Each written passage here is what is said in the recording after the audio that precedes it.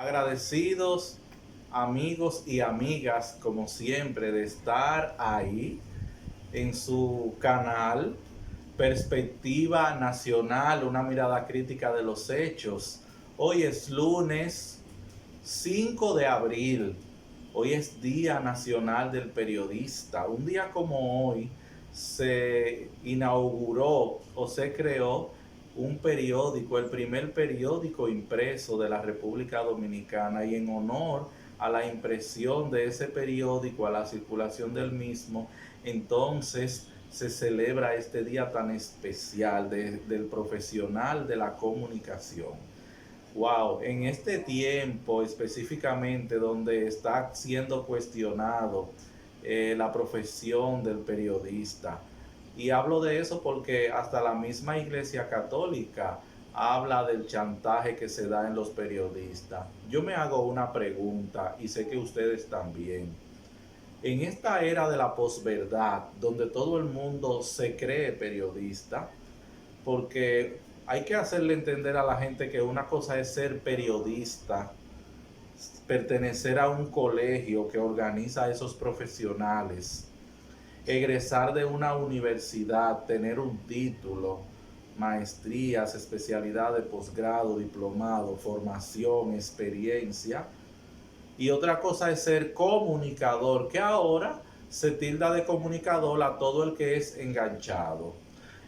Hizo un curso de esto, creó un periódico digital, soy periodista. Enséñame tu carnet, ¿dónde estudiaste? Enséñame tu título. ¿Me entiendes? Entonces, realmente, realmente dice Gabriel García en uno de sus libros: para ser periodista hay que tener ética, capacidad y saber redactar y saber analizar. Hay que cuestionarse todo eso, de modo que nosotros queremos felicitar a todos los profesionales de la comunicación, los periodistas dominicanos. ¿Cuántos periodistas han ejercido de forma ética y honrada que conocemos, hombres y mujeres, en toda la historia de la República Dominicana, en todos los rincones del país, egresados de las diferentes universidades? Tenemos muchos casos en el país. Hoy también ya es lunes de resurrección, termina la Semana Santa, termina todo este corre-corre, las terrenas. Señores, aquí solamente se habla de las terrenas. La terrena ha caído muy bajo. La chopería se ha apoderado de las terrenas. Qué triste. No se puede ir a la terrena, hay que dejársela a ese mundo y a esa clase. Hay que ver todo lo que se dio ahí. Todo lo que se dio ahí. Cuando la gente sin clase se mete a ese tipo de lugares, y me apena decir esto, entonces se arrabaliza todo. ¿Cómo quedaron esas playas? ¿Cuántas botellas plásticas de vidrio? ¿Cuánto sucio? ¿Cuánta basura? ¿Cuánta aglomeración? Por ahí no había mascarilla por ningún lado. Pero bueno, ojalá y que no haya un brote de COVID. No lo vamos a ver ni hoy ni mañana, eso tiene su tiempo. Ojalá y que no. Ojalá y que no, porque del tema que yo quiero hablar con ustedes, ese es un tema que está en el tapete. Y es un tema con el que amanecimos hoy. Varios comunicadores del país han hablado del mismo y han analizado la situación. Y es la información que tiene que ver con el cierre de la carrera de educación de las universidades dominicanas. Se ha escrito incluso en medios nacionales de prestigio acerca de la información. Es una información oficial, es lo primero que tenemos que entender. ¿De dónde sale? ¿A quién le dijeron que diga qué? Bueno, hay un documento que es una comunicación oficial que está en los medios, que la pueden buscar, yo la tengo, que envía el ministro de Educación Superior, Ciencia y Tecnología, el doctor Franklin García Fermín, ese que fue rector de la UAS, que tiene todas las competencias, la capacidad y la experiencia del mundo para estar en ese puesto, porque viene de academia. Como se dice en el mundo universitario, es un académico. El ministro El ministro siempre se le dirá rector a Franklin. El ministro envía a las universidades un documento oficial, de manera que no es un invento. Los medios de comunicación lo que han hecho una reseña noticiosa para explicar en qué consiste ese documento, que es una comunicación que se envía a las universidades del país, específicamente a las facultades, a las escuelas de educación de las universidades. ¿Qué plantea? El cierre de las escuelas de educación no es el cierre o de la carrera, no. Hay una normativa que es la 09-2015 que plantea todo lo que tiene que ver con el programa Maestro de Excelencia, la profesionalización del docente, que se adapta a lo que tiene que ver con la Estrategia Nacional de Desarrollo, con todo lo que tiene que ver con los acuerdos internacionales que tiene el país, que luego de la firma del 4% se fue organizando en diferentes gestiones del gobierno hasta el día de hoy. ¿Y qué pasa? Bueno, se pretende, hasta que sea derogada la misma, o revisada, como está en este momento esa normativa, repito, la 09-2015. Y quise hacer este análisis porque una gran parte de nuestros suscriptores y seguidores son educadores, docentes, directores de escuela, técnicos en las diferentes técnicos distritales, regionales, nacionales, directores de instituciones de colegio privado, maestros de universidades, de institutos de educación superior, padres, estudiantes, muchos estudiantes tenemos, y la gente está confusa. ¿Y qué va a pasar? ¿Y lo que están estudiando en este momento van para la calle? No, hay todo un proceso, pero la gente por el morbo le gusta dar palo noticioso. Yo digo, sepa dar su palo noticioso, pero informe bien. Por eso está cuestionada el quehacer de la comunicación. Esa normativa 09-2015 plantea que a partir de ese año, del 2016, todos los estudiantes que ingresen a las universidades a estudiar educación tienen que cumplir con una normativa que explica esa normativa con unos requisitos específicos. Conocemos que para iniciar en la universidad un bachiller tiene que tomar la denominada prueba POMA, que es la prueba de medición académica. Esa prueba POMA tiene unos números que tú tienes que tener de acuerdo a cuando tú te evalúas, generalmente de conocimientos básicos, matemáticas, redacción. ¿Qué hacen las universidades? Tú tomas la prueba POMA y si no llegaste al número específico, entonces hay una nivelación. Otras ni nivelan nada, te inscriben directamente. Pero ¿qué pasa? Que para educación, a partir de esa normativa de la MESI, que tampoco esa normativa no es del Ministerio de Educación, como escuché un periodista esta mañana, en el país existen dos instituciones legales que tienen que ver con el tema educativo. Hay otras como el Infoté, etcétera, pero hay dos que son dos ministerios. Ministerio de Educación de la República Dominicana, Sistema de Escolaridad Inicial, Básica y Media. Y también tiene el componente de técnico profesional para los politécnicos, aunque existe el Infotet para lo que entonces la educación dual para el trabajo. Y tiene también ese componente, pero está el Ministerio de Educación Superior para las universidades y para los institutos de educación superior. Aquí tenemos varios. Hay gente que solamente conoce el ITLA, pero tenemos el Tecnológico de San Luis, el comunitario, y hay otros en Loyola, y hay otros en otros pueblos que no son universidades, que los estudiantes en 2 años se gradúan de tecnólogo. Bueno, pero volviendo al tema, ¿qué hace la MESI? A raíz de que diferentes universidades del país, una gran cantidad de universidades, estos estudiantes que ingresan a través de este programa de Maestro de Excelencia, que le decía que procura que 20,000 estudiantes, y tiene un perfil que sean de una edad determinada, jóvenes, el manejo de los idiomas, específicamente el inglés, el requisito académico de bachillerato con puntuación e índice. Tomen esa prueba, primero la POMA y luego lo que le llaman la PAT, que es PAA, prueba de actitud académica del College Board, que eso es internacional.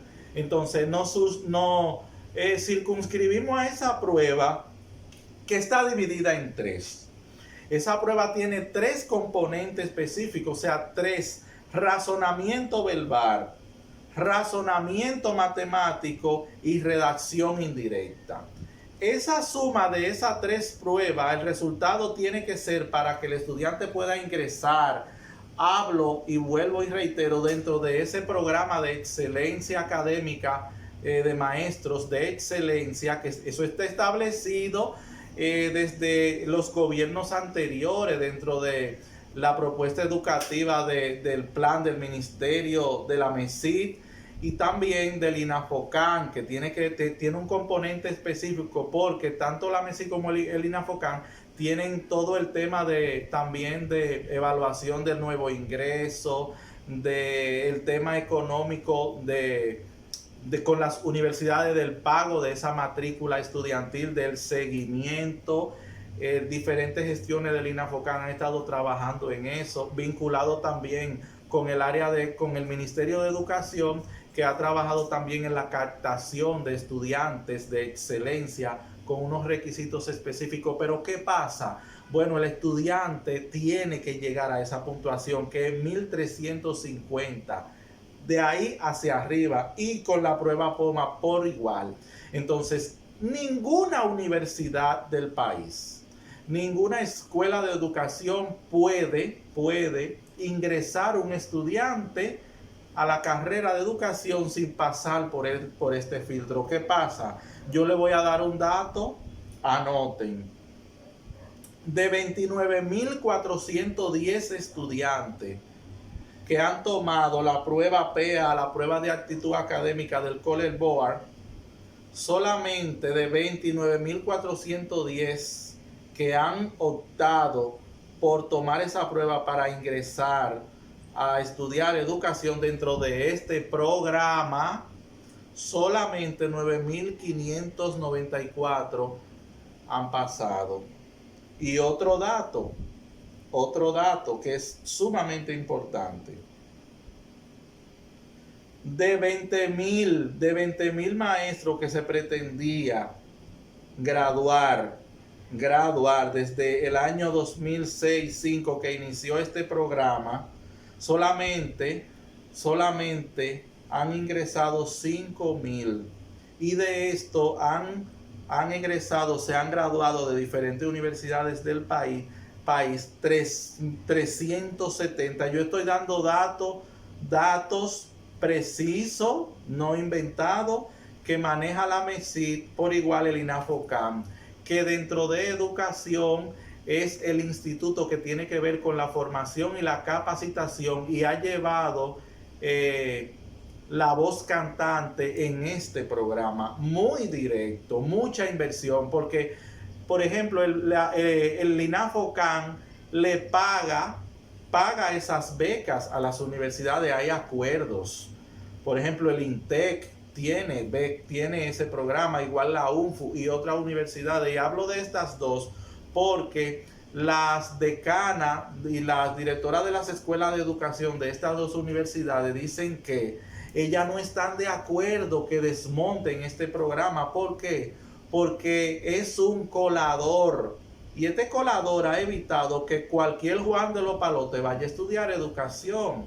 Yo voy a estudiar educación porque voy a salir rápido de esto y me van a nombrar y gano un concurso. No, ellas dicen que debe seguir este programa, siendo los estudiantes que van a ingresar a estudiar educación en el país, en las universidades, pasar por este filtro, y el que no, entonces no puede. Entonces, ¿qué es lo que pasa? Las universidades no quieren que este programa siga, es lo que yo entiendo, porque dicen, bueno, hay muy pocos estudiantes ingresando, y sobre todo esas universidades que son privadas, hay una baja económica ahí.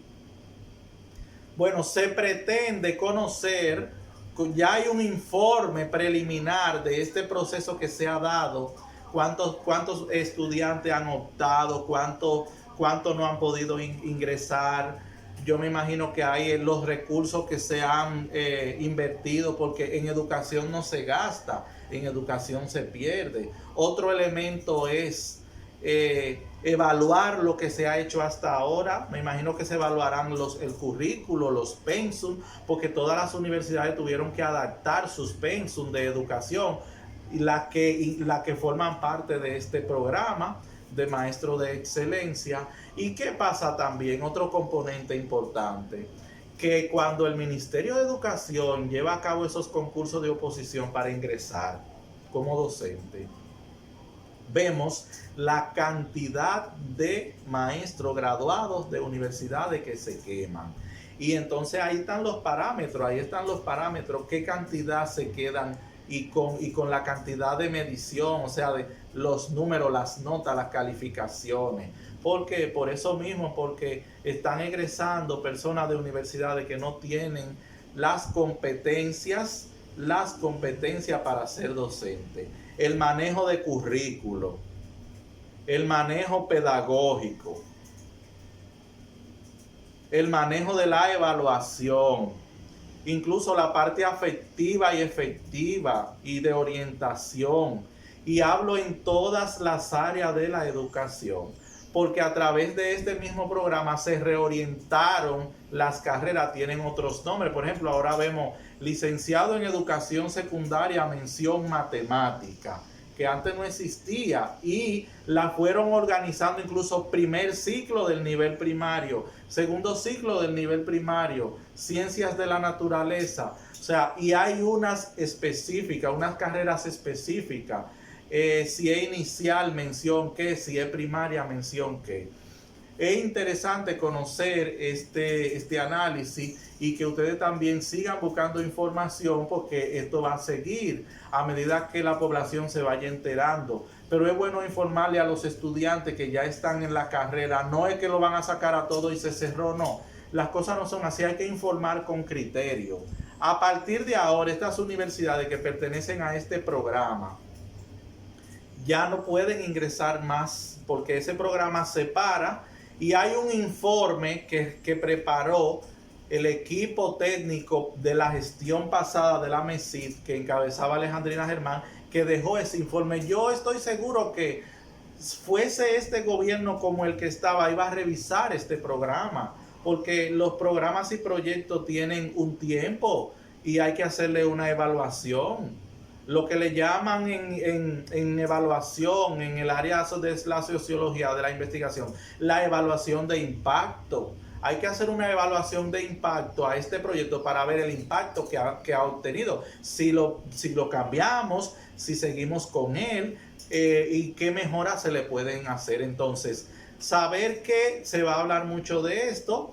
Ahí está Evarista Matías, que dice Diario Libre, y habló con ella en una entrevista, y ella dice, bueno, encontramos un informe de las autoridades pasadas, ese informe lo estamos estudiando y se va a determinar qué va a pasar, pero mientras, entonces, paramos este proyecto que se lleva a cabo desde el Estado. Es un proyecto de Estado, es un proyecto de Estado que está enmarcado dentro de la Estrategia Nacional de Desarrollo, la Agenda 2030, adecuar el país a todos estos principios, porque tenemos recursos para eso en educación, pero hay que adecuar. ¿Para qué, señores? Para que ya no sigamos viendo que concursaron 100,000 docentes y pasaron 12,000 o 10,000 porque no reunieron las condiciones. Para que no sigamos viendo, señores, que de 20,000 que se proyectó egresar, solo han egresado 370,000. Entonces son genios. Otra cosa, vamos a adecuar los parámetros de los programas y proyectos del país al país. Es como el tema de la prueba PISA, aunque muchos dicen, bueno, participamos porque había que comenzar, pero vamos a entender dónde estamos parados, desde dónde partimos y hacia dónde vamos, qué queremos, pero quiénes somos primero. Porque a veces nos metemos como país en todo lo que nos llega y después entonces quedamos mal. Después entonces vamos a buscar qué se ha gastado en este programa, porque incluso recuerden que se habló en ese tiempo de que estaban buscando maestros con una alta capacidad, con doctorado, con maestría, con estudios extranjeros para formar parte de ese proceso. Dicen la directora de la carrera de educación del INTEC y de la UNFU,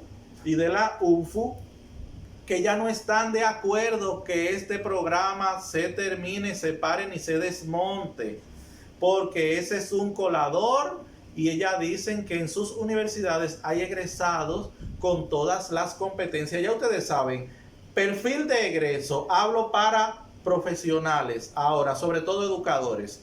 Cuando se habla de perfil de egreso, de ese estudiante que va a egresar de este programa, inglés, informática, todo el tema de las relaciones humanas y alta competencia en el área donde se va a graduar. Eso no lo tenemos ahora. ¿Y qué pasa? Bueno, hay un estipendio económico mensual. Incluso esos estudiantes no van un día a la semana a la universidad, ni es semipresencial, ni nada de eso como tenemos otras. Esos estudiantes van diario a las universidades de lunes a viernes, una jornada como una jornada laboral, y esos estudiantes tienen sus alimentos garantizados, sus libros. Esos estudiantes tienen garantizado su transporte. Muchos de ellos incluso tienen garantizado hasta hospedaje si vienen de los pueblos. El INAFOCAN tiene mucha información sobre eso. Tienen garantizado internet, su computadora, sus recursos económicos para que solo se dediquen a eso. Incluso el mismo INAFOCAN ha reconocido a los estudiantes egresados de este programa. Yo también, como parte del área educativa que manejo todo esto, me he interesado en buscar otros datos, y por eso le estoy diciendo que de la prueba PAA del College Board, que es una institución internacional que tiene que ver con evaluación, de 29.410, solo 9.594 en este momento han podido llegar a la media, a la cantidad de la suma de esas tres pruebas: razonamiento verbal, matemático y redacción indirecta, que ahí lo recoge todo. Recuerden el problema que tenemos nosotros en el tema de la redacción, que el tema con la matemática. Entonces la suma de esas tres pruebas, son 1.350 hacia arriba. Y si desglosamos todo, entonces vemos que de los 20.000 que se entendía que debían egresar, solo han egresado 370. Entonces, la MESIC lo que hace es que suspende este programa de estudiantes de la carrera de educación, pero me imagino que todos esos estudiantes, que hay una gran cantidad en este momento en diferentes universidades, para que se tranquilicen que no es que van para afuera. Entonces, hasta este momento no pueden ingresar más. No, hay otras universidades que no pertenecen ni participan de este programa, pero obviamente cuando la MESI emite una normativa como esta, que es la 0915 de la gestión anterior, todas las universidades tienen que circunscribirse a la misma. Aquí vamos a terminar, vamos a seguir investigando para dar otros datos. Compartan y comenten esta información a los maestros, directores, técnicos, padres que tienen hijos estudiando, estudiantes universitarios, para que puedan entender un poco lo que he explicado sobre el cierre de la carrera de educación en las universidades correspondiente al programa de formación de docentes de excelencia, un programa de Estado que preveía graduar 20.000 maestros de calidad y que solamente han egresado 370. Jonathan de Olio, desde Perspectiva Nacional. Comente, comparte, suscríbete para que te lleguen estas informaciones. Gracias y nos seguimos viendo.